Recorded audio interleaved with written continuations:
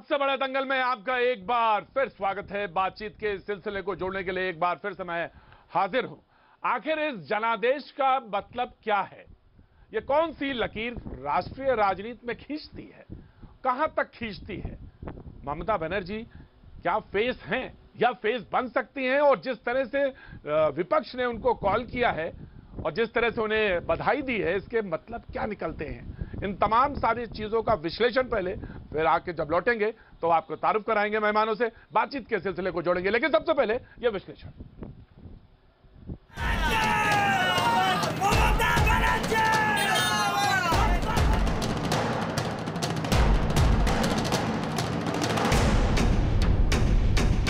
সকলে mask use করুন এবং কোভিডের জন্য আমাদের ফার্স্ট প্রায়োরিটি কোভিডের জন্য কাজ করা। ঠিক আছে, অনেক ধন্যবাদ, অনেক অভিনন্দন। टीएमसी कार्यकर्ताओं का ये जश्न बता रहा है कि ममता के लिए इस जीत के क्या मायने हैं। लगातार 10 साल सत्ता में रहने के बाद जोरदार मुकाबला। बीजेपी पूरी ताकत के साथ चुनौती दे रही थी। टीएमसी के कई दिग्गज चुनाव से पहले दीदी का साथ छोड़कर बीजेपी के खेमे में चले गए। इसके बावजूद बंगाल में ममता बनर्जी ने जीत की हैट्रिक लगा दी। बीजेपी डबल डिजिट में सिमट गई। कांग्रेस लेफ्ट गठबंधन का सुपड़ा साफ हो गया।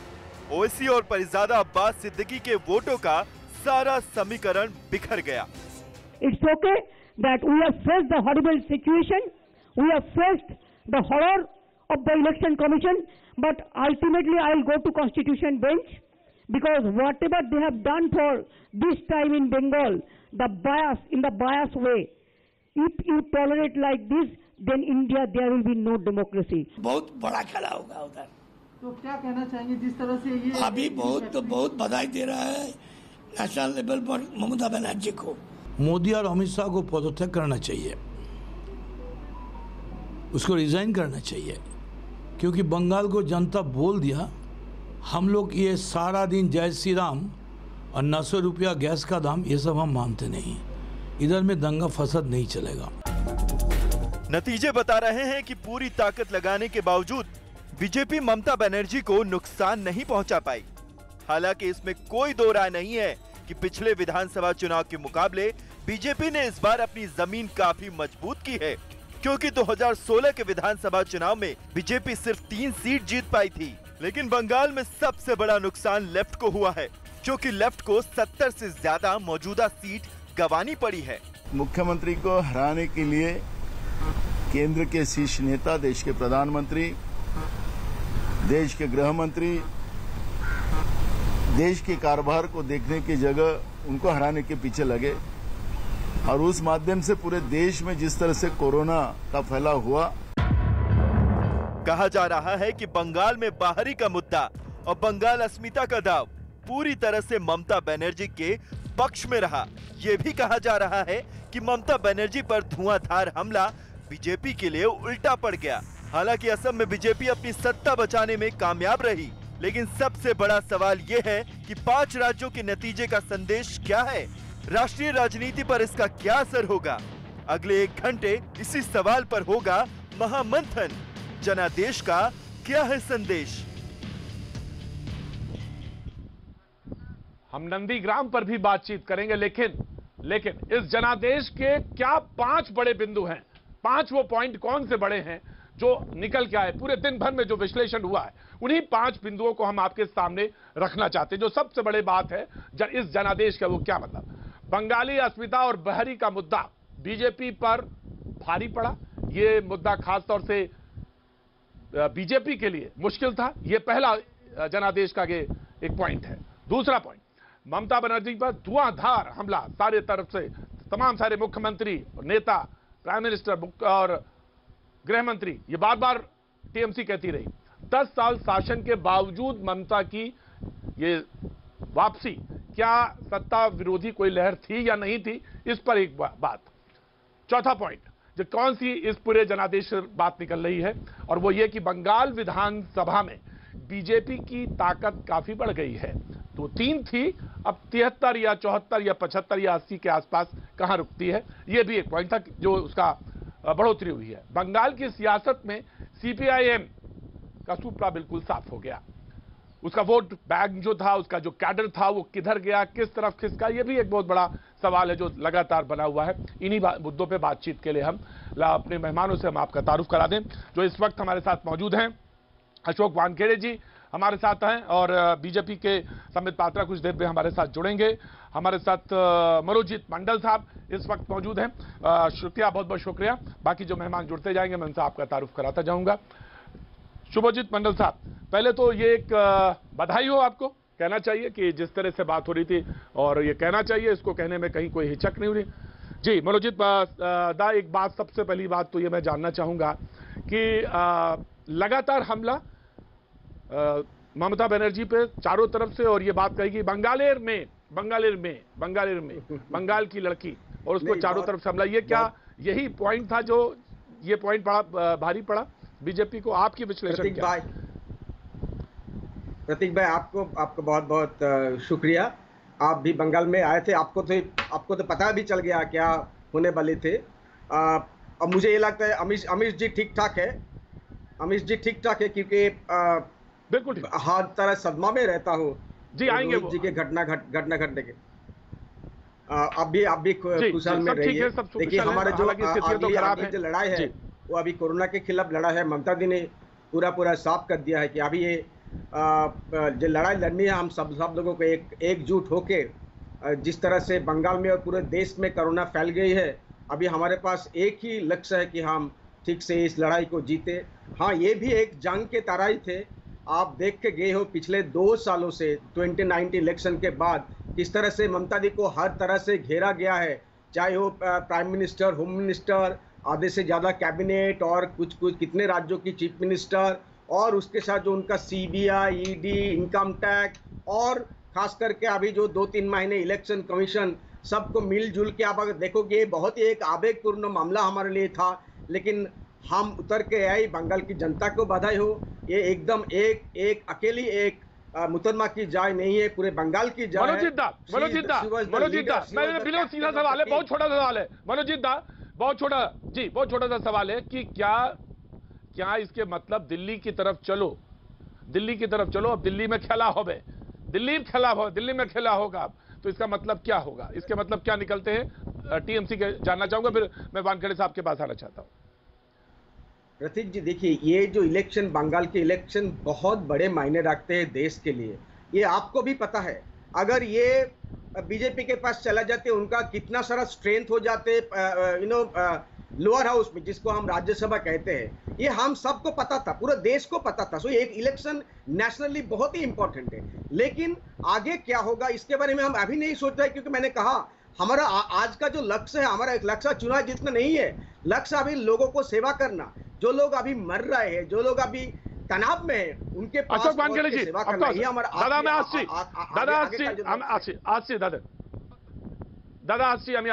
वानखेड़े साहब, नेशनल पॉलिटिक्स में इसका असर, जो बात जनादेश का है, बिल्कुल पड़ेगा। नेशनल पॉलिटिक्स में असर इसलिए पड़ेगा कि नेशनल पॉलिटिक्स में जो एक विरोधियों की विरोध में जो लोग हैं, विपक्ष की जो वैक्यूम है, खासकर कांग्रेस की, जो हर जगह से कांग्रेस सिमटती जा रही है। अब केरल में भी कांग्रेस को चांस था, वहां पे भी नहीं आई। आसाम में भी अपना फिर एक 5 साल का गैप हो गया। 10 साल का यदि सत्ता में बाहर रहे तो आपका कैडर भी टूटता है।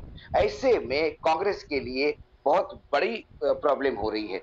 तो कांग्रेस की वैक्यूम कौन करेगा? मैं बार बार कह रहा हूं कि एक जो क्षेत्रीय दल है, इनको सबको एक लाइन में पिरोने के लिए कोई ताकतवर लोग चाहिए होते हैं, और वो ताकत एक परसेप्शन बनाता है। आज बंगाल का जनादेश एक पूरे देश में एक परसेप्शन दे गया कि दीदी पे चारों तरफ से हमले हुए, दीदी पे सभी लोगों का सारे हथियार यूज किए गए, लेकिन ये बंगाल की शेरनी मोदी जी के खिलाफ लड़ी, क्योंकि ये दीदी वर्सेस मोदी का चुनाव था। यहाँ पे यदि दीदी ने अपनी सीटें बरकरार नहीं रखी, अपना सीटें बढ़ाई, यदि वो अपनी सीटें बढ़ाती है, अपना नंबर बढ़ाता है, आगे अपनी सीटें बरकरार रखती है, इसका मतलब दीदी के वोट बैंक को कोई डैमेज नहीं कर पाए। आपका नंबर आपने बढ़ाया क्योंकि वहां कांग्रेस और लेफ्ट बिल्कुल आउट ऑफ बंगाल चले गए। ऐसे में आप दीदी का रोल नेशनल लेवल पे जाता है, हाँ, और एक परसेप्शन बनता है पूरे। जी बिल्कुल अशोक जी, मैं एक चीज कह, जी ऑफ कोर्स अशोक जी, ठीक है, मैं आपके पास आता हूं, मैं बिल्कुल आता हूं, लेकिन दरअसल जब विश्लेषण हो रहा है, समित पात्रा जी आपका भी स्वागत है, मैं आपके पास आ रहा हूं, लेकिन एक बात जो सबसे ज्यादा महत्वपूर्ण है वो ये कि 100 बात की एक बात जो है वो तमाम सारी बातों के बीच में तो एक बात वही, और उसको जो सबसे अच्छा प्रस्तुत करते हैं वो हमारे साथ हमारे सहयोगी मौजूद हैं किशोर अजवानी जी। तो किशोर अजवानी जी का कुछ एक विश्लेषण है जो खास तौर से वो इस पर रोशनी डालना चाहेंगे कि इस जनादेश का मतलब क्या है। किशोर अजवानी जी। प्रतीक, जनादेश के मतलब की बात नहीं, वो तो विश्लेषण कर रहे हैं, अशोक जी हमारे साथ हैं और समित पात्रा भी जुड़ रहे हैं। मैं सिर्फ एक गणित की बात कर रहा हूँ, एक गणित जो हमने वहाँ पर, आप तो पूरा बंगाल गए, हम भी कुछ इलाकों में गए, जो वहाँ पर देखा वो ये लगभग ऐसा था जैसा गुजरात में था। वो मैं इसलिए कह रहा हूँ क्योंकि गुजरात में जब हम गए थे, आपको याद होगा जब गुजरात के चुनाव थे, तो हर जगह ज़्यादातर काफ़ी जगह ये दिख रहा था कि बीजेपी के खिलाफ काफ़ी माहौल है, तो ऐसा लग रहा था कहीं बीजेपी हार तो नहीं जाएगी, लेकिन फिर बीजेपी जीत गई। वो कैसे जीत गई कि अहमदाबाद, राजकोट, वडोदरा, सूरत, इन 4 शहरों में बीजेपी ने ऐसा क्लीन स्वीप किया कि बहुमत के पार निकल गई। अब यही गणित जो था, यही गणित वहाँ पर भी दिखा बंगाल में कि लगभग 23 ज़िले हैं। अब 23 ज़िले हैं, उनमें 15 ज़िलों में बीजेपी अच्छी स्थिति में दिख रही है, और ये 15 ज़िले लगभग 3/4 एरिया बंगाल का और 1/4 एरिया 8 ज़िलों का। उन 8 ज़िलों में ममता बनर्जी की पार्टी मजबूत दिखी, लेकिन क्या था, सीटें कहाँ ज़्यादा, उन 8 ज़िलों में 200 सीटें और उन 15 ज़िलों में जहाँ बीजेपी मजबूत दिख रही थी वहाँ सिर्फ 94 सीटें। तो बीजेपी बहुत बड़े एरिया में मजबूत दिख रही है। आप जा रहे हैं बंगाल में, दिख रहा है कि हाँ बीजेपी का काफ़ी लहर है, काफ़ी जनादेश है, काफ़ी समर्थन है, काफ़ी जन समर्थन है। लेकिन जिस छोटे इलाके में तृणमूल का, कोलकाता आसपास, हुगली, हावड़ा, उत्तर 24 परगना, दक्षिण 24 परगना, वहाँ पे सीटें इतनी ज़्यादा, तो वो गणित जो था ये बीजेपी के खिलाफ था। ये एक अरिथमेटिक है जो हमें समझना होगा, बाकी विश्लेषण तो है ही। प्रतीक, राइट, बहुत अच्छी बात कही आपने, बिल्कुल अच्छी बात कही कि जो कंसंट्रेशन है जहां पर इस वक्त जो दक्षिण कोलकाता का जो आपने हिस्सा में बताया और वो बंगाल का, वो वहां कंसंट्रेशन ज्यादा है सीटों का, नंबर ऑफ सीटें जहां पे टीएमसी का प्रभाव। और लास्ट में जो चुनाव हुआ है 7th और 8th और 9th वाला जो प्रेसिडेंसी का इलाका, वो निश्चित तौर से वही जिससे आप इशारा कर रहे हैं, वो बहुत बहुत महत्वपूर्ण इलाका है और वहां पे टीएमसी। लेकिन ये आपका जो विश्लेषण है वो बहुत महत्वपूर्ण है, बहुत इसको आगे ले जाने वाली बात है जिस पे बातचीत होनी चाहिए। बहुत बहुत शुक्रिया जो आपने इस बात पे इशारा किया। हम समित पात्रा साहब के पास रुख करना चाहेंगे। बंगाल में कहा गया कि खेला होबे, तो ये बात कही गई कि बंगाल में तो खेला होएगे चे, अब दिल्ली दिखे खेला होबे। समझ जी, दिल्ली दिखे खेला होबे तो दिल्ली दिखे आमी आसची, इसका मतलब यही हुआ कि दिल्ली दिखे आमी आसची तो रुको, तो अब दिल्ली दिखे खेला होबे। नाउ दे आर प्लानिंग, और कहा कि भाई फेस मिल गया है, विपक्ष को फेस मिल गया और बड़े बड़े नेता विपक्ष के उनको बधाई दे रहे हैं। संबित भाई, देखिए प्रतीक जी, आपने कहा कि क्या अब खेला दिल्ली में होगा और विपक्ष के नेताओं को एक बड़ा फेस मिल गया है, तो ये विषय तो विपक्ष से ही पूछना पड़ेगा। आपको अरविंद केजरीवाल जी से पूछना पड़ेगा, आपको शरद पवार जी से पूछना पड़ेगा, आपको करुणानिधि जी से पूछना पड़ेगा, स्टालिन से पूछना पड़ेगा, आपको पिनरई विजयन जी से पूछना पड़ेगा कि क्या वो ममता जी को अपना लीडर मानते हैं। अखिलेश जी और मायावती जी से भी पूछना पड़ेगा। हाँ, अगर ये सारे लोग ममता जी के अंडर में ममता जी को अपना लीडर मानते हुए उनके नेतृत्व में आने वाले चुनाव लड़ना चाहते हैं, तो हम कौन है उन्हें रोकने वाले, हम कौन है उसके खिलाफ एडवाइस करने वाले। लोकतांत्रिक प्रक्रिया है, बिल्कुल लड़ेंगे। हमने इसी प्रकार का एक प्रयास 2019 के चुनाव के पहले भी देखा था, कर्नाटक के चुनाव के पहले भी देखा था, जहां 17 पार्टी एक साथ बंगाल में, कलकत्ता में आपको याद होगा, एक साथ हाथ पकड़ करके खड़ी थी और ममता बनर्जी बीच में ही खड़ी थी कि मैं इनकी लीडर। उस समय वो तो बिल्कुल निर्विरोध नेत्री थी बंगाल की। उस समय भारतीय जनता पार्टी के पास तो कोई स्टैंड ही नहीं था बंगाल में, हमारे पास मात्र 3 विधायक थे।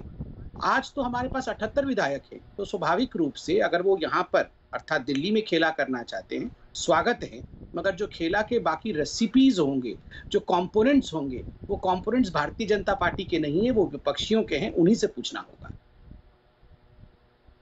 बिल्कुल बिल्कुल। और मनोजीत मंडल साहब हमारे साथ मौजूद है, कांग्रेस से हमारे साथ सलमान निजामी साहब भी जुड़ रहे हैं, उनका भी बहुत बहुत स्वागत है। मंडल साहब, जैसा कि संबित साहब कह रहे हैं कि आपने बात तो कह दी, वहां पे आपके नेता ने भी ये बात कह दी कि नहीं भाई दिल्ली की तरफ अब रुख है, लेकिन आप तो पहले ये तय करिए कि आपकी स्वीकार्यता हो, आपको पहले लोग स्वीकार कर लें सारे लोग, तब तो आप नेता माने, तभी तो आपको हम फेस माने। तो फेस माने कैसे? नहीं देखिए 2019 जनवरी में इस तरह का कोशिश हम किए थे और सारे लोग रिस्पॉन्स भी किए थे, लेकिन उसके बारे में अभी हम नहीं सोच रहे, क्योंकि इलेक्शन जीतना सिर्फ हमारा काम नहीं है, ये उन लोगों का मिशनरी का काम। आप देखिए ना 17 अप्रैल वह सारे देश में कोरोना फैल गए थे, प्राइम मिनिस्टर साहब यहाँ थे। 22 अप्रैल आज से 2 हफ्ता 10 दिन पहले होम मिनिस्टर सर यहाँ पे थे, जहाँ भी 3.5-4 लाख केस हो गए थे। लेकिन अभी हमारा जो काम है लोगों के बीच जाके ये कोरोना को कंट्रोल करना, यही हमारा काम। उसके बाद बंगाल की जनता, देश की जनता को सब समझ में है ममता दी को कहां से कहां ले जाना है। और ये बात आपको पता है प्रतीक जी, आप बहुत बड़े जर्नलिस्ट है, ममता दी करीब 30-35 सालों से नेशनल पॉलिटिक्स में एक बहुत बड़ी फिगर रह चुकी है, ये सबको पता है। ममता दी की 90s से अर्ली 90s से कैबिनेट में मिनिस्टर रह चुकी है और 98 में रेलवे मिनिस्टर में थे और 2009 में भी थे। तो उनका एक बहुत बड़ा तजुर्बा है, सबको पता है। लेकिन इसके बारे में हम अभी बिल्कुल नहीं सोच रहे, क्योंकि अभी हमारा जो लक्ष्य ये पूरा तैयार है कि लोगों को सेवा करना, लोगों के पास जाना, और जिस तरह का आशीर्वाद बंगाल के लोगों से हमको मिला है उनको उनके पूरा उनका एकदम श्रेय हम लोगों को उनको देना, इसलिए यही हम लोगों का। सलमान निजामी साहब जी, मैं आता हूँ जी, मैं आता हूँ आपके पास। सलमान निजामी साहब मौजूद है हमारे साथ। सलमान निजामी साहब, अभी कुछ विश्लेषण हो रहा था और उसमें यह बात कही गई कि आप तो कमजोर होते चले गए, लेकिन बीजेपी हारी जरूर हो, लेकिन वो जिस तरह से उसने अपने कैनवस को बड़ा किया, स्केच बड़ा किया है, और अब वो अपनी उपस्थिति दर्ज करा रही है, चाहे वो कश्मीर से लेके वो केरल तक अपनी उपस्थिति दर्ज करा रही है, उधर पश्चिम बंगाल में और नॉर्थ ईस्ट में। तो अब वो नेशनल फिगर है। आप तो कभी कभी उस पर इल्जाम लगाया करते थे कि भाई आप तो रीजनल फैक्टर है, आप तो सिर्फ हिंदी बेल्ट के हैं, लेकिन वो तो नेशनल फिगर पे आ गए। तो अभी आपके नेता को मैं सुन रहा था, उनकी एक टिप्पणी देख रहा था, ट्वीट देख रहा था, और वो ये कह रहे थे पटोले साहब कि पश्चिम बंगाल में तो जो कुछ हुआ वो हुआ, लेकिन आप बिल्कुल पूरी तरह से साफ हो गए, और अब तो आप सरकार वहां बनाने जा रहे थे, आप तो वहां पे 100 से ऊपर भी नहीं पहुंच पाए। देखिए प्रतीक जी, देश में जो 6 सालों में हालात पैदा हुए हैं, सिर्फ पोलराइजेशन की राजनीति हुई, विकास का कोई नाम नहीं था। ग्राउंड रियलिटी आपके सामने इस वक्त पूरे देश में कोरोना की वजह से किस तरीके से हमारे शमशान हो, कब्रिस्तान हो, सब पैक्ड हैं। ऑक्सीजन सिलेंडर्स के लिए हम भीख मांग रहे हैं। मैं ये नहीं कहूंगा, ऑन रिकॉर्ड में कहना चाहता हूं कि कांग्रेस में भी जहां जहां गलतियां हुई, कोताहियां हुई स्ट्रेटजी में, वहां उनको ठीक करने की जरूरत है। और ये नहीं आप देख सकते कि कांग्रेस जो है पूरे देश में आप कह रहे हैं कि हर यहाँ से जो चल रहा है कि अब कांग्रेस मुक्त हो गई। आपने कर्नाटका में देखा, कल ही जो सिविक पोल्स थे उसमें कांग्रेस जीत गई। पंजाब में हाल ही में सलमान निजामी साहब, ऑफ कोर्स हमें सबको मालूम है इस समय देश की सबसे बड़ी खबर जो है वो कोरोना है, और बेहद संवेदनाओं के साथ। लेकिन आपके जो नेता कह रहे हैं वो ये कि सारे लोगों ने मिलके, सारे लोग जब आए तो उन्होंने मिलकर ममता बनर्जी को हराने की कोशिश करी, लेकिन ममता बनर्जी की हार या जो जीत है उस पर ज्यादा नहीं, इस पर दुख इस बात का ज्यादा आपको होना चाहिए कि कांग्रेस की स्थिति देखिए ना, आपका 2 है +2 पे है, तो कहां है आप टैली पे, ये तो देखिए। आपको अपनी स्थिति पे नहीं ज्यादा चिंता है और इस बात पे ज्यादा है कि कौन जीता कौन नहीं जीता। बीजेपी देश में सबसे ज्यादा चिंता इंसान को ये होनी चाहिए, जो चाहे कोई भी पार्टी का हो, कि देश के हालात क्या हैं। इस वक्त कोई जीता कोई हरा, कांग्रेस मध्य प्रदेश में जीती, कर्नाटका में जीती, किस तरीके से बीजेपी ने वहां सरकार को तोड़ा, खरीद फरोख्त की, 250 का ऑफर दिया, डेमोक्रेसी का जिनाजा निकाला। अब वही हालात जो हैं पूरे देश में बने हुए हैं। और इस वक्त जहां मैंने फिर कहा आपको कि जहां जहां कांग्रेस की कमी हुई है उसको इंप्रूव करने की जरूरत है। मैंने ये नहीं कहा कि कई लीडर ऐसे हैं, काफी सीनियर लीडर हैं, उन्होंने बार बार ये बात की पब्लिक प्लेटफॉर्म्स में कि कांग्रेस को रिवैम्प करने की जरूरत है, इसको स्ट्रक्चर चेंज करने की जरूरत है, उन लोगों को सामने लाने की जरूरत है जो जमीनी सतह पे काम कर रहे हैं, फेवरेटिज्म को खत्म करना है, और उन नेताओं को पुश करने की जरूरत है जो फ्रंट फुट पे लड़ रहे हैं, मुकाबला कर रहे हैं। सलमान निजामी साहब आप बड़ी बात कह रहे हैं, तो सलमान निजामी साहब आप बड़ी बात कह रहे हैं, सलमान निजामी साहब सेटअप पे बात, सलमान निजामी साहब आपने बड़ी बात कही। जी ने आज कहा सलमान निजामी साहब आपने करवाएंगे, टाइम पे प्रेसिडेंट होगा, और एक्सेप्ट हम करते हैं डिफीट को। आपने बड़ी बात की, फेवरेटिज्म वाली बात कही आपने कि फेवरेटिज्म नहीं होना चाहिए, ये बड़ी बात कही आपने कांग्रेस में। संबित पात्रा। जी प्रतीक जी,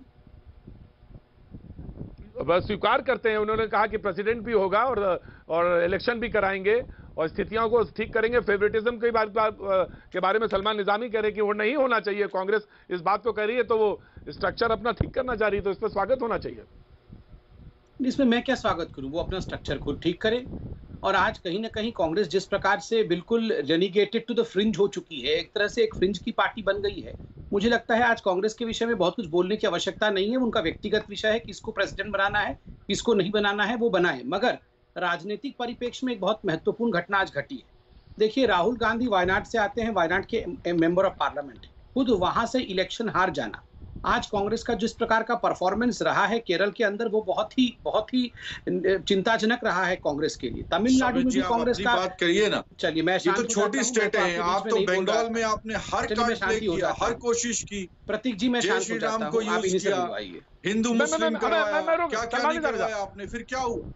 मोदी जी ने तो दाढ़ी भी उगा दी इतनी लंबी, टैगोर जी बन गए, फिर क्या हुआ? सलमान निजामी अच्छा नहीं लगता, सलमान निजामी अच्छा नहीं लगता, सलमान निजामी अच्छा नहीं लगता। जी बोलिए आप संबित पात्रा।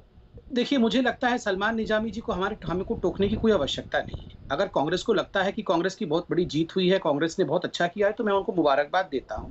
आप इसी तरह आगे बढ़ते रहे, आज कोई चिल्लाने की आवश्यकता नहीं है। मैं आपको एक यथार्थ बता रहा हूं कि आज केरल में कांग्रेस समाप्त हो गई, पुडुचेरी जो कि कांग्रेस का राज्य था, वहां से कांग्रेस समाप्त हो गई। आज कांग्रेस आसाम में पुनः 5 साल के लिए टल गई, जो अभी अशोक वानखेड़े जी बता रहे थे।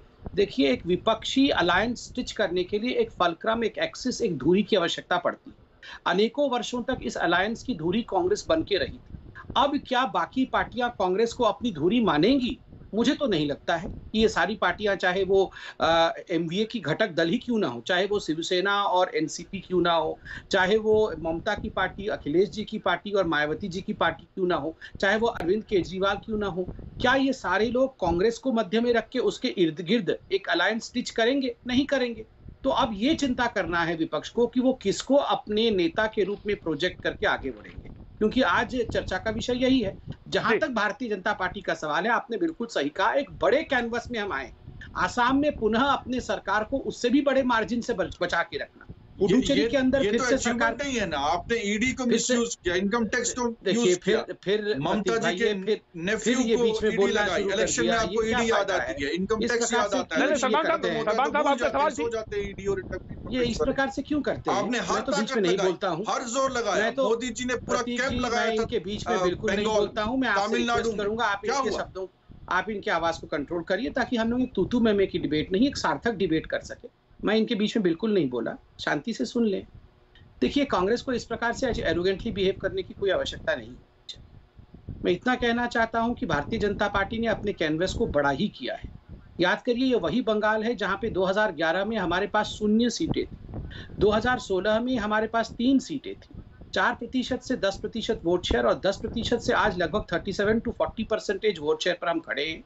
3 सीट से आज हम 78-80 के आसपास सीट लेके आए। ये अपने आप में कोई छोटा विषय है नहीं। और देखिए, आप लोग पूछते होंगे कि ये 200 का नारा आपने दिया था, तो आपको इतना कम सीट क्यों मिल गया? मैं आपको बताता हूँ, ग्राउंड में जहां तक बंगाल का सवाल है, वहां पर हमारे पास कार्यकर्ता नहीं। एक समय 2014 में ऐसे था कि बूथ में बैठने के लिए हमारे पास बूथ एजेंट नहीं थे। इस प्रकार की परिस्थिति में जहां हमारे पास एक व्यवस्था नीचे नहीं है, ऑर्गेनाइजेशन नहीं है, केंद्र नेतृत्व तो खुद अपने कंधे पर पूरे विषय को संभालता है। संभालने के पश्चात एक प्रोत्साहन देता है कि तुम सब मिलकर काम करो, हम पीछे में हैं। और उसके कारण आज देखिए नतीजा, हम वहां पे मुख्य विपक्षी दल बन के उभरे हैं। ये छोटी बात नहीं होती। उस राज्य में जहां कोई पुट हमारा नहीं था, जहां हमारी कोई स्टैंडिंग नहीं थी, जहां कांग्रेस पार्टी मनोजीत मंडल 34 साल तक सरकार में रह चुकी। बिल्कुल राइट मनोजीत, आपने आज अभी ममता को सुन रहे थे, तो ममता जी ने कहा कि इलेक्शन कमीशन जो है वो बीजेपी के स्पोक पर्सन की तरह काम कर रहा है। तो ये बात है, तो बड़ी अजीब सी है कि आप इंस्टीट्यूशंस पे आप इस प्रतीक भाई, ममता दी अगर कहीं माइनॉरिटी सब एक हो जाओ, SC ST एक हो जाओ, ये क्या धर्म के आधार पर वोट मांगना हो गया? माइनॉरिटी इस देश की किसी का धर्म होते हैं? Minority is a constitutional term. Minority का मतलब होता है माइनॉरिटी, अल्पसंख्या। ये अल्पसंख्या में सब लोग आते हैं, चाहे रिलीजियस माइनॉरिटी हो, लिंग्विस्टिक माइनॉरिटी हो, वहां पर हिंदूज में भी आते हैं। तो अब देखिए, इलेक्शन कमीशन को ये पता नहीं है, ये कॉन्स्टिट्यूशनल बॉडी है। बीजेपी को ये पता नहीं है। बीजेपी का मतलब होता है माइनॉरिटी का मतलब मुसलमान होते हैं, लेकिन ये कॉन्स्टिट्यूशनल टर्म है, एक जजमेंट है कॉन्स्टिट्यूशनल बेंच का, Pai foundation versus state of Karnataka. ये पूरा 11 जजेस बेंचेस का ऑर्डर है। माइनॉरिटी का मतलब समझा गया है, ये कहीं पर भी नहीं है कि माइनॉरिटी किसी का धर्म ही नहीं है, ये कॉन्स्टिट्यूशन में है। आप प्रतीक जी मेरे को ये बता दो, कॉन्स्टिट्यूशन में किसी धर्म का नाम है? नहीं है, लेकिन माइनॉरिटी का नाम है, क्योंकि ये माइनॉरिटी है, अल्पसंख्या। अगर इसके आधार पर अभी लॉ देख लीजिए, ममता दी को बैन किया गया, ये मालूम नहीं था। और उधर शुभेंदु अधिकारी ने कहा बेगम जान, मिनी पाकिस्तान, उनके खिलाफ कुछ नहीं किया गया, उनको बैन नहीं किया गया। इसको हम क्या कहें? अब बताओ, you are banning an elected chief minister on the basis of a term which is constitutionally mandated. What does it explain? It explains that either they don't know or वो जानबूझ के कर रहे थे। और देखिए, ये भी होगा, वो जो साहब ये ऑर्डर देके निकल गया, उनको गोवा का गवर्नर बना दिया। इसका कोई कनेक्शन नहीं है। चीफ जस्टिस रिटायर हो जाते हैं सुप्रीम कोर्ट के, उनको पार्लियामेंट में सीट मिल जाते हैं, कोई कनेक्शन नहीं है। हम जो लड़ाई लड़ रहे हैं ये सब के खिलाफ है, संविधान को बचाने का लड़ाई है। बंगाल से शुरू होता है लड़ाई। संबित जी मैं आ रहा हूँ, संबित जी आ रहा हूँ, मैं आप ही के पास आ रहा हूँ। जी संबित जी मैं आ रहा हूँ, अशोक जी मैं आ रहा हूँ, वानखेड़े जी, अशोक वानखेड़े जी मैं आ रहा हूँ, आपके पास आ रहा हूँ, लेकिन संबित जी कुछ कहना चाह रहे थे। जी देखिए, मुझे लगता है जिस प्रकार से इतनी बड़ी जीत के बाद भी जिस प्रकार से इलेक्शन कमीशन के ऊपर आज ममता बनर्जी जी ने हमला किया, ये बिल्कुल उचित नहीं। आप सोचिए, अगर यही उल्टा होता, हमें 200 के पास सीट मिल जाती, तो अभी तक तो ईवीएम मशीन से लेके इलेक्शन कमिश्नर के ऊपर इतना छीछा लेदर हो चुका होता कि आप और मैं क्या इसको बताते। आप बताइए, आज इतनी बड़ी जीत हुई है, केवल ममता बनर्जी नंदीग्राम से हार गई तो आप बोल रही हैं कि मैं कोर्ट चली जाऊंगी, मैं कोर्ट में जाके केस करूंगी। ठीक है, अधिकार है कोर्ट जाने का, आप कोर्ट जाइए, ये आपका नैतिक अधिकार है, आपका राजनीतिक अधिकार है, किंतु आप इलेक्शन कमीशन को बिका हुआ बता देंगे। इलेक्शन कमीशन संवैधानिक रक्षा नहीं कर रहा है, इस प्रकार की बातों से बचने की आवश्यकता है। आज देखिए, हम बाकी राज्यों में जीते, बंगाल में हम हार गए, हम कह रहे थे हम जीतेंगे मगर हार गए। क्या इलेक्शन कमीशन पार्टीशन में से काम कर रही या इलेक्शन कमीशन निरपेक्ष भाव से काम कर रही है, ये हम सब देख रहे हैं। जवाब दे सकता हूं? जी मनोज जी हाँ बोल दीजिए, क्लियर कर दीजिए, फिर आगे बढ़ूं। जी मैं फिर से दोहरा रहा हूं, इलेक्शन कमीशन आपको पूछ रहा हूं, समझा दीजिए माइनॉरिटी किसका रिलीजन है, आप मेरे को समझा दीजिए। और अगर आपके पास जवाब है, मेरे को कहां से आ गया, आपको चैलेंज कर रहा हूं, वो क्लियर किया जा चुका है, चैलेंज कर रहा हूं। आप एक चीफ मिनिस्टर को बैन किए हो, she was the elected chief minister, most popular leader in the state. आपको पता होना चाहिए था। अगर किसी माइनॉरिटी को कोई एड्रेस कर रहा है, इसका मतलब मुसलमान को एड्रेस नहीं कर रहे।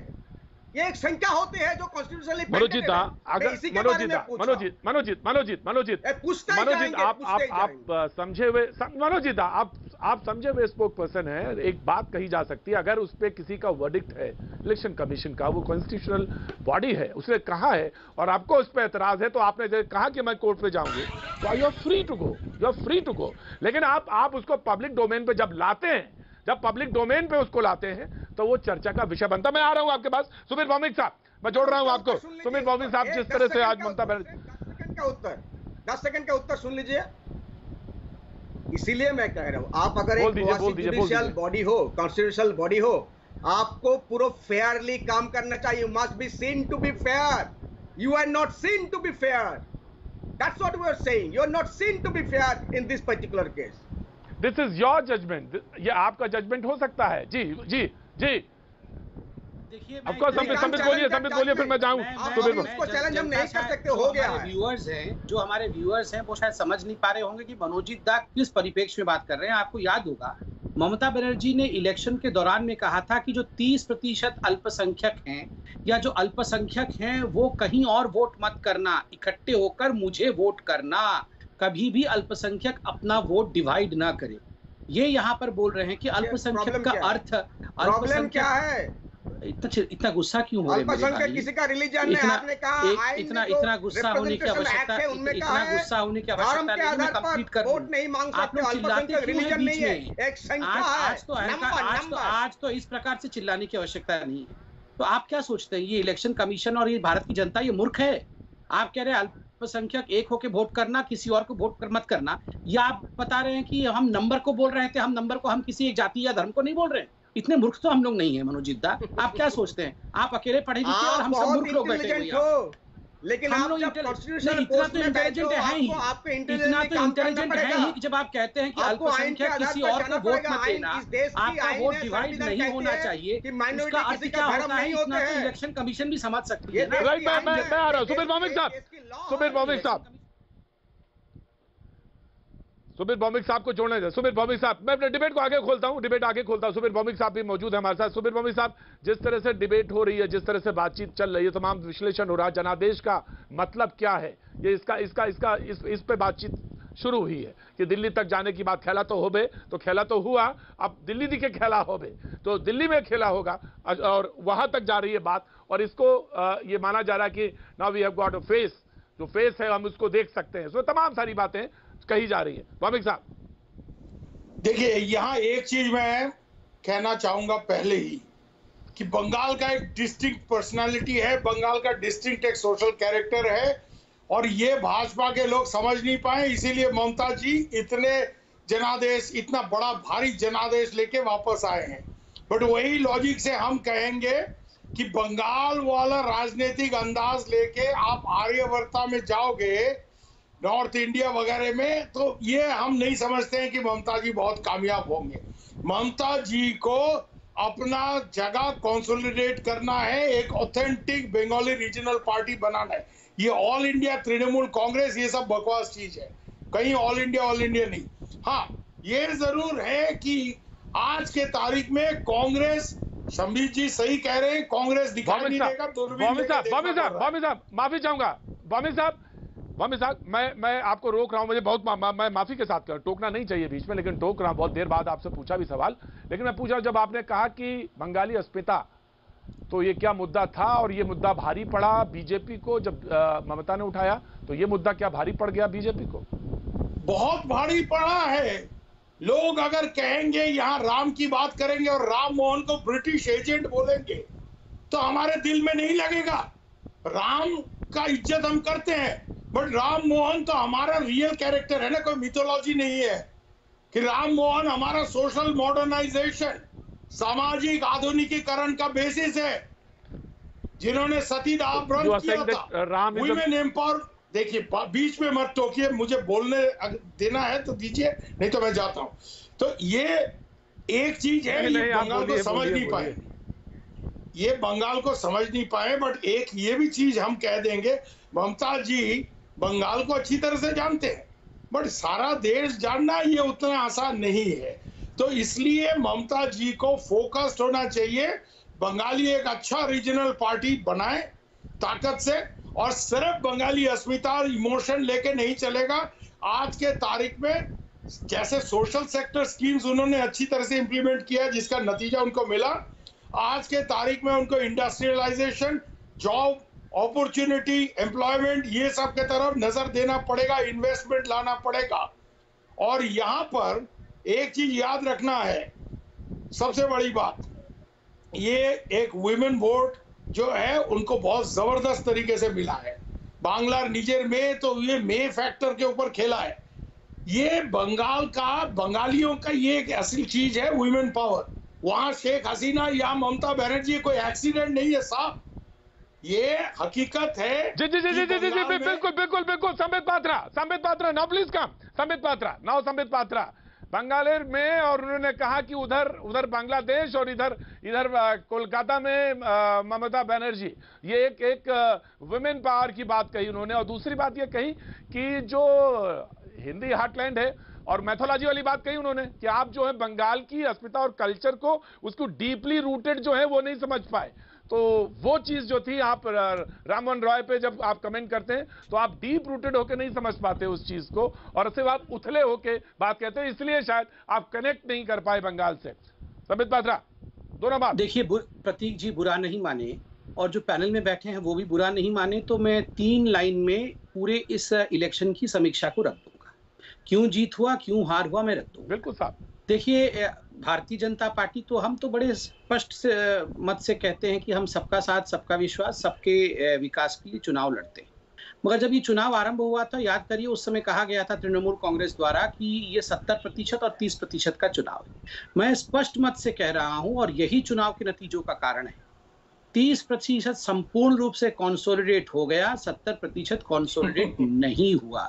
ये कोई हंसने वाला विषय नहीं है, बिल्कुल हकीकत है। किसी भी सेफोलॉजिस्ट से आप पूछ लीजिए, कुछ लोग इसे कहना चाहेंगे और कुछ लोग इसे खा जाएंगे, वो कहेंगे नहीं। 30% एक मुस्त होकर कंसोलिडेट हुआ है कि ममता जी को किसी भी कीमत पे बचाना है, क्योंकि उनको डराया गया। और जो 70% था वो डिवाइडेड रहा, इसलिए ये जीत हार हुआ है। इसलिए नहीं कि बहुत ममता जी ने इन्वेस्टमेंट कर दिया, ममता जी ने कोई डेवलपमेंट कर दी या ममता जी ने कोई सोशल स्कीम चला दिया। ये हिंदुस्तान की राजनीति का और खास करके बंगाल की राजनीति का आज के परिप्रेक्ष्य में एक बहुत नेगेटिव साइड भी है, क्योंकि आज सुबह से मैं देख रहा हूँ ट्विटर में चल रहा है, demography has become the destiny. इसलिए जब अभी हमारे सीनियर पत्रकार ने कहा कि उस तरफ शेख हसीना और इस तरफ ममता बनर्जी, मुझे लगता है ये एक डेंजरस प्रपोजिशन भी है। जहां तक नारी सशक्तिकरण का विषय है, वो तो बहुत ही अच्छी बात है। नारी शक्ति आगे बढ़े, चाहे वो ममता दी हो, चाहे कोई भी महिला हो, वो राजनीति में आगे बढ़े, हम उसका स्वागत करते हैं। मगर उस तरफ शेख हसीना और इस तरफ Mamata Banerjee, this is a dangerous proposition. Why? I am talking of gender power. I am not talking of Bengal unification. क्या बात कर रहे हो संबित? नहीं सर, मैं जेंडर पावर की बात कर रहा था, मैं कोई पॉलिटिकल यूनिफिकेशन का बात नहीं कर रहा हूँ। मैं आपका तो सम्मान करता हूँ। I am not a silly person, okay? No, मैं बिल्कुल आपका सम्मान। BBC 17 years यार, तुम मुझे बेवकूफ मत समझो संबित। नो, आप तो ठीक बोल रहे हैं, मैं आपको नहीं बोल रहा हूँ। मैं जेंडर पावर की बात कर रहा हूँ, ये बंगाली सोसाइटी का हकीकत है। नहीं, आप समझे नहीं, मैं आपको समझाता हूँ sir. I just inform you sir. नहीं, डेंजरस क्यों बोल रहे हो आप? Why danger? नहीं, मैं बता रहा हूँ सर। आप शेख हसीना आपका एलाई है, फ्रेंड है, याद रखिए। 10 सेकंड इंडिया का सबसे बड़ा एलाई है इस रीजन में। सर 10 सेकंड सुन लीजिए। आपका तो मैं बहुत सम्मान करता हूँ, आपका फैन भी हूँ मैं। आपने सही कहा, मैंने भी अपने वक्तव्य में कहा जेंडर इक्वालिटी के लिए हम स्वागत करते हैं। आपके वक्तव्य का मैं स्वागत करता हूँ। नहीं, उसका तो मैंने कहा हम स्वागत करते हैं, आपके वक्तव्य का स्वागत करते हैं। मगर जो राजनीति बंगाल के अंदर ये जो 30% कंसोलिडेशन को भी उधर से जोड़ के देखा गया कि घुसपैठियों को आने दिया जाए, घुसपैठियों की राजनीति को किस प्रकार बीजेपी जो घुसपैठियों के विषय में कह रही है कि हम घुसपैठियों को चिन्हित करेंगे, उन विषयों पे जिस प्रकार की नेगेटिव पॉलिटिक्स हुई है उसे रोकने की जो कोशिश हुई है इस तरफ का और उस तरफ का, ये आप नहीं कह रहे हैं। मगर बंगाल की राजनीति में ममता जी की तुष्टीकरण की राजनीति के शब्दकोश में ये एक महत्वपूर्ण कंपोनेंट था और है। लेकिन इस बीच में प्रधानमंत्री ने ट्वीट किया है, मैं उसको रख देना चाहता हूं। मैं आ रहा हूं दादा, आ रहा हूं। आप बोल दीजिएगा, आप बिल्कुल, of I will give you time. तो नरेंद्र मोदी जी ने, प्रधानमंत्री जी ने ट्वीट किया, उन्होंने कहा, would like to thank my sister and brothers of west Bengal. Bengal के सभी भाई बहनों का मैं शुक्रिया कर देना चाहता हूं। उन्होंने मेरी जो उपस्थिति थी वहां पे पार्टी की वो नेग्लिजेंस थी, लेकिन उन्होंने अपना प्यार दिया, सम्मान दिया, मैं उसके लिए बहुत शुक्रगुजार हूं। BJP will keep serving the people. Bharatiya Janata party जो है वो लोगों की सेवा करती रहेगी। साथ में उन्होंने ममता दी को कांग्रेचुलेशंस कहा है for win in west Bengal. तो प्रधानमंत्री का ट्वीट आया है जी। अब आप सुविधा कुछ कह सकते हैं जो आप बोलना चाह रहे थे, खासतौर से माइग्रेशन के बारे में। मैं 3 चीज छोटा फिगर आपको देता हूं। किसी जमाने में बांग्लादेश से जरूर घुसपैठ हुआ, क्योंकि पाकिस्तान बांग्लादेश को खत्म करके गया था 71 में। उसके बाद भी बंगबंधु शेख मुजीबुर रहमान को मार दिया और मिलिट्री शासन था। गए 10-15 साल में बांग्लादेश का जो डेवलपमेंट हुआ है उसके चलते जो पुश एंड पुल फैक्टर होता है ये माइग्रेशन का, वो खत्म हो गया है। 1 नंबर तो ये घुसपैठ जो हुआ है पहले वो हुआ है, अभी नहीं हो रहा है। और दूसरा बात, मैं बांग्लादेश के लेबर मिनिस्टर के साथ बात कर रहा था कुछ दिन पहले। उन्होंने कहा बांग्लादेश का इकोनॉमी का सबसे 2 बड़ा स्तंभ क्या है, एक गारमेंट इंडस्ट्री, एक फॉरेन रेमिटेंस। उन्होंने कहा ये क्लियर शब्द में कि मेरे सरकार, शेख हसीना की सरकार इलीगल इमिग्रेशन के खिलाफ है। क्यों? कि लीगल माइग्रेंट जो जाता है वो देश में रेमिटेंस वापस भेजता है, वो हमारा इकोनॉमी का बहुत बड़ा स्तंभ है। जो इलीगल माइग्रेंट है वो कुछ नहीं भेजता क्योंकि वो इलीगली गया है। जो भारत में घुसपैठ करके बांग्लादेशी आया है वो बांग्लादेश में एक पैसा नहीं भेजता है। जो लीगली इधर उधर गया होगा वो नहीं। तो इसलिए बांग्लादेश में आज माइग्रेशन के खिलाफ वो लोग खुद खड़े हुए हैं। They are against it. हम बांग्लादेश में नौकरी किया हूं मैं न्यूज में, वहां लोगों को पकड़ते रहे इस तरह के जो लेबर फेक एक्सपोर्टर्स है। राइट, लेकिन एक पूरे चुनाव में एक बात जो सामने नजर आ रही थी, जिसको कि मनोजीत मंडल, मैं एक बार फिर से आपको लेके आना चाहूंगा, वो ये बात कही गई कि कहीं भी दीदी के खिलाफ 10 साल होते, लेकिन दीदी के खिलाफ कहीं भी कोई लहर जो थी वो दिखाई नहीं दे रही थी। दीदी को लेकर कोई विरोध नहीं था, उनके ऊपर कोई बात नहीं थी। लेकिन ये भी बात सच था कि शुरुआत जब चुनाव का हुआ तो उसमें भाईपो की लेके बात हुई, लेकिन उसको तरजीह नहीं दी और ये बात आंकड़े सामने 214 के आसपास पहुंचती हुई दिख रही है।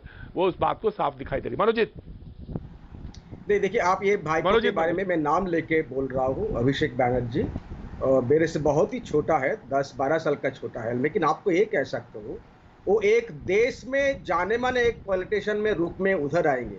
उनका जो टैलेंट है, उनका जो भाषण आप सुने बांग्ला, हिंदी और इंग्लिश में, आप अगर देखोगे, आप 10 साल तक देखो, वो एक बहुत ही बड़ा पॉलिटिशियन के रूप में उभर के आएगा। मैं आपको ये कह रहा हूँ, मेरा जो तजुर्बा है 20 साल से इस पार्टी में हूँ मैं, अभी फॉर्मली हूँ लेकिन एसोसिएटेड था। चुनाव उनको देखा है, ममता जी के चुनाव हारने के बाद, ममता जी के चुनाव ये एक बहुत ही बड़ा झटका, ममता जी के चुनाव हारने के बाद पीछे लगा। अरे उनको छोड़ के उनके फैमिली के पीछे लग गए। अरे आप उनके खिलाफ इतना सारा केसेस थे, इलेक्शन के पहले आपको याद आया? लोग क्या बेवकूफ है। और ये प्राइम मिनिस्टर ने बहुत अच्छा ट्वीट किया, उनको भी हम बधाई देते हैं, संबित जी को भी बधाई देते हैं।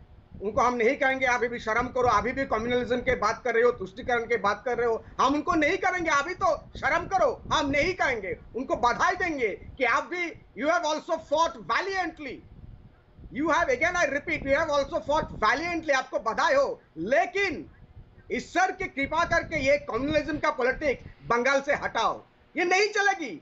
आपका जो बीएल संतोष ये ट्वीट किया था, आपने भी, ये ट्रायम्फ इज मनोजीत मंडल, आपने भी कोई कसर नहीं छोड़ी। मनोजीत मंडल, आपने भी कसर छोड़ी नहीं।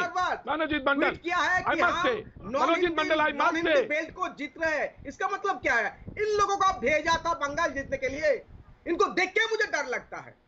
इनको, अरे आप आ सकते थे, आप तो इतना अच्छा आदमी हो, बांग्ला भी बोल सकते हो, किसको किसको भेजा? बोलते कि नॉन हिंदी हार्टलैंड हम जीतने आ रहे हैं। ये हो सकता है कभी? आपका डीएनए में डिविजिव पॉलिटिक्स है, आपके डीएनए में डिविजिव पॉलिटिक्स है, आप हो और आपका प्राइम मिनिस्टर हो, लेकिन फिर भी आपको बधाई। मनोजीत मंडल इतनी हेट्रेड मत फैलाइए, मनोजीत मंडल इतनी हेट्रेड मत करिए कि मुश्किल हो जाए।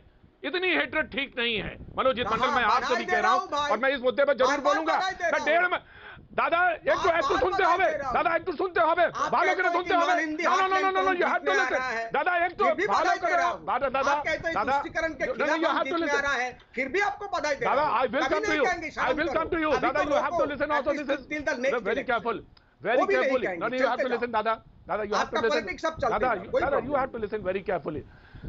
आपने भी एक रेखा खींची और वो मैं बता दूंगा आपको कौन सी रेखा खींची। जब आपने बहरी और बंगाली अस्मिता की बात उठाई ना, वो रेखा आपने भी खींची थी, वो आपने भी खींची, वो वहां पे साफ दिखी, वो भी दिखी। हम लोग का सबटेक्स्ट था, वो नैरेटिव नहीं था। वो किसका नैरेटिव था? That is this I want to know, वो किसका नैरेटिव था? ये किसका नैरेटिव था? ये नैरेटिव किसका था?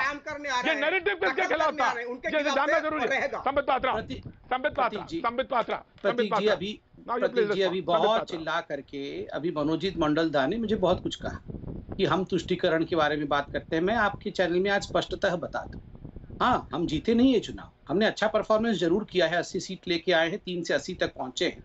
उसका अर्थ ये नहीं है कि सच्चाई जो है उसको बताएंगे नहीं, हम सच्चाई बताएंगे, आगे भी बताएंगे।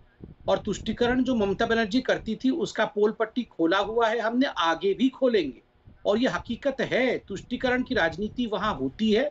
30% का कंसोलिडेशन हुआ है, 70% डिवाइडेड रहा। और यह भी हकीकत है, चुनाव के बीच में कहा गया कि अगर 30% एक हो जाएगा तो 3 से 4 पाकिस्तान हम बना सकते हैं। ये सब कुछ कहा गया। हम जानते नहीं है क्या हो रहा है वहां, हम जानते नहीं है किस प्रकार से पत्थर के मार हमारे आदरणीय अध्यक्ष नड्डा जी के ऊपर भी हुआ था जब हम डायमंड हार्बर जा रहे थे। डेमोग्राफी के ऊपर जिस प्रकार से वहां बड़े बड़े चेंजेस हो रहे हैं, ये सब चिंताजनक विषय हैं। हम चाहते हैं सबका साथ, सबका विकास और सबके विश्वास के साथ चुनाव लड़ा जाए। चुनाव हारने का अर्थ ये नहीं होता है कि सच्चाई से मुंह फेर लिया जाए। क्या ये हकीकत नहीं है जय श्री राम बोलने पर ममता बनर्जी ने कहा था कि तुम्हारा चमड़ा में खींच लूंगी, और जय श्री राम कभी बोलने नहीं है? क्या ये हकीकत नहीं है कि मुहर्रम के लिए दुर्गा पूजा के विसर्जन को रोक दिया गया था? ये सब हकीकत है। हाँ, लेकिन आपके नारे को तो नहीं लिया लोगों ने। कोई बात नहीं। पात्रा साहब, इस आपके नारे को तो लोगों ने नहीं लिया। नहीं, मुझे ऐसा नहीं लगता है कि नहीं लिया। ये जो 80 सीटें आई हैं, आपको मेरे तरफ से शुभकामना, लोगों ने लिया होगा ना? आपको क्या लगता है लोगों ने कुछ भी एक्सेप्ट नहीं किया होगा? बिल्कुल एक्सेप्ट किया होगा। 80 सीटें ऐसे ही तो नहीं आ गई, 3 से 80 तक हम ऐसे ही तो नहीं पहुंचे। और बाकी नारा ले या नहीं ले, जो हकीकत है क्या उसे बोलना चाहिए या नहीं बोलना चाहिए, ये आप बताइए। बिल्कुल बोलना चाहिए, सत्य को बोलना चाहिए, दबना नहीं चाहिए। बिल्कुल बोलना चाहिए, तो बिल्कुल जो सच्चाई है वो बोलना चाहिए, बिल्कुल बोलना चाहिए, बिल्कुल बोलना चाहिए। अभी जब चर्चा हो रही थी तो आपने कहा, एक चर्चा में आया पॉइंट, और ये बात जो रखी सुबीर साहब ने रखी कि वो तो मैथोलॉजी मैन नहीं है, और ये बात अगर आप ये कह रहे हैं राम के बारे में मैथोलॉजी मैन नहीं है, तो ये बात सही है। इसमें जब चर्चा होगी तो बहुत दूर तक चली जाएगी। वानखेड़े साहब को मैं जोड़ना चाहता हूं ब्रेक से पहले। वानखेड़े साहब। प्रतीक जी, सवाल ये है कि अपीसमेंट की पॉलिटिक्स का, रिलीजन की पॉलिटिक्स सभी करते आए। जिसका दाव चलता है, जो जीत जाता है वो बोलता है कि मैंने नहीं, तो जो हार जाता है वो उसको दिखाता है आईना। आज यदि ये बात बंगाल में उठी है कि 4-5 मिनी पाकिस्तान बन जाएंगे, तो क्या बिहार में ये बात नहीं हुई थी कि यदि यहाँ बीजेपी हार जाएगी तो पाकिस्तान में पटाखे फूटेंगे? इसका मतलब बिहार में जिन लोगों ने बीजेपी को वोट नहीं दिया वो पाकिस्तानी थे। पाकिस्तानी का मतलब क्या है? सीधा सीधा मुसलमान होता है। लेकिन ये नैरेटिव हर पॉलिटिकल पार्टी बिल्डअप करती है, ऐसी बात नहीं है। अब चुनाव जीतने के बाद ये सभी बोलते हैं कि हम अगर रिलीजन का पॉलिटिक्स नहीं करते, कास्ट का पॉलिटिक्स नहीं करते, लेकिन टिकट देते समय बाकायदा रिलीजन और कास्ट का इक्वेशन भी देखा जाता है, पैसे वाला इक्वेशन भी देखा जाता है, जीता हुआ उम्मीदवार कौन है ये भी देखा जाता है, क्रिमिनल केसेस होने के बाद भी देखा जाता है, कोई एक्ट्रेस है तो उसको भी उतारा जाता है। सभी पॉलिटिकल पार्टीज करती है। मुझे लगता है अब इस पे डिस्कशन करना, ये बड़ी जनता भी हंस रही होगी, किसके सामने तुम बता रहे हो? ये सबने सब किया है, इसमें इस दूध में दूध का धुला कोई भी नहीं है। रही इलेक्शन कमीशन की बात, आज ममता ने बोला केंद्र में जिसकी सत्ता होती है उसके विपक्ष जो लोग होते हैं वो हमेशा इलेक्शन कमीशन पे आवाज लगाते हैं। जब यूपीए की सरकार थी तो किताबें लिखी गई थी, वो जो मशीन थी उस मशीन के प्रेस कॉन्फ्रेंसेस हुआ करती थी, ये मशीन कितना खराब है, ईवीएम मशीन। अब आज वो सत्ता में है तो आज कांग्रेस कहता है कि ईवीएम मशीन खराब है। तो ये तमाम चीजें हम देखते हैं कि लोग राइट। मैं आ रहा हूं जी बिल्कुल अशोक जी बिल्कुल अशोक जी, मैं आपसे जुड़ूंगा, जब बातचीत के सिलसिले को आगे बढ़ाऊंगा। सलमान निजामी साहब के पास भी आऊंगा, उनको पूछेंगे कि आखिर उनके पास क्या चीज है जो उन्होंने गेन की है, उनके पास इस चुनाव के मतलब, जनादेश के मतलब क्या है, ये बात उनके पास लेके आएंगे सलमान निजामी के पास। लेकिन अभी वक्त एक छोटे से ब्रेक के बाद हम फिर हाजिर होते हैं।